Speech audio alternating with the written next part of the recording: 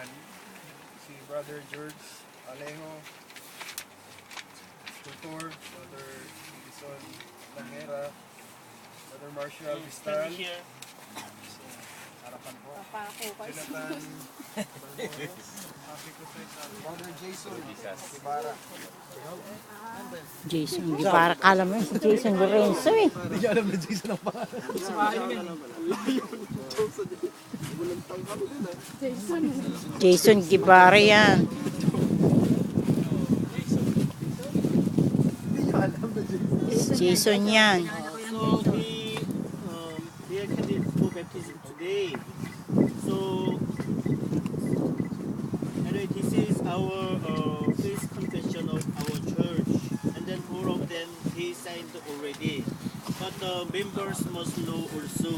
So usually we ask them one by one, but the pastor will read all one time, and then they signed already also. So now in this time, Pastor Raul will read this one. Yeah. From Ayon here sa to here. kasunduan ng simbahan, kayo ba ay nanampalataya sa isang totoong Diyos na nahayag sa tatlong magkaibang katauhan, ang Ama, ang bukod tayong anak at ang banal na Espiritu, at kayo ba ay nanampalataya na si Jesus ay bukod tanging anak ng Diyos? Amen. Kayo ba ay nanampalataya ng Biblia ay salita ng Diyos na bukod tangi at ganap na malaya mula sa kamalian? Amen. Kayo ba ay nanampalataya na nilikha ng Diyos pamagitan ng kanyang salita ang nakikita at hindi nakikita, ang buong sansinukob at ang mga langit at lupa? Amen. Kayo ba ay nanampalataya na hinahawakan at pinamahalaan ng Diyos ang buong sansinukob at walang nagaganap sa langit at sa lupa na labas sa kanyang banal na kalooban? Amen. Kayo ba ay nanampalataya na kayo pinaglihi at sinilang sa kasalanan? Amen. Kung kaya nga ang anak ng puot at galit at sa kalikasang ito'y ganap na walang kakayahang gumawa ng mabuti at nahihilig sa lahat ng kalikuan.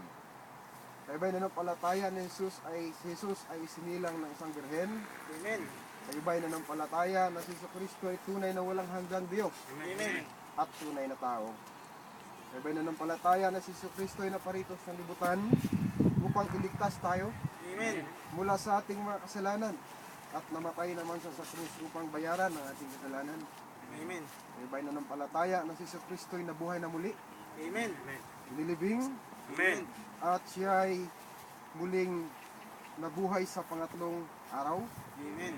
Kayo ba'y nanampalataya na si Kristo ay umakyat sa kaharian ng langit, Amen. that Jesus Christ ascend to heaven, at siya ay muling magbabalik upang humatol bilang isang hukom? Amen. Kayo ba'y nanampalataya na si Kristo ay ating bukod tanging tagapagligtas? Amen. Only Jesus Christ is our Lord and Savior. Amen. Kayo ba'y nagsisisi sa inyong mga kasalanan at inaamin ang lahat ng mga ito sa ating Panginoong Kristo? Amen. Salamat po.